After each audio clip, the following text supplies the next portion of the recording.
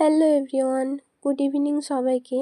শীতকালের ফুলের বাগান গাঁদা ফুল ছাড়া যেন অসম্পূর্ণ মনে হয় আমার কাছে। যদিও গাঁদা ফুলের খুব বেশি ভ্যারাইটি আমার কাছে নেই, তবুও যে কয়েকটা রয়েছে সে সবগুলো আমার নিজের হাতে তৈরি। আগের বছরে যে গাঁদা ফুলের গাছগুলো ছিল সেগুলোর কাটিং থেকে আমি তৈরি করেছিলাম। এই ছোট্ট ছোট্ট গাঁদা ফুলগুলো হচ্ছে মাছি গাঁদা। যদিও ছোট থেকে আমরা এগুলোকে টুরি গাঁদা বলেই চিনি। বাজারে যত রকমেরই গাঁদার ভ্যারাইটি আসুক না কেন, দেশি গাঁদার কিন্তু সৌন্দর্যই আলাদা হয়। সঠিকভাবে পরিচর্যা করলে একসঙ্গে আমরা একটা গাছ থেকে প্রচুর পরিমাণে ফুল পেতে পারি। গাছটা দেখলে মনে হবে যেন জীবন্ত ফুলদানি।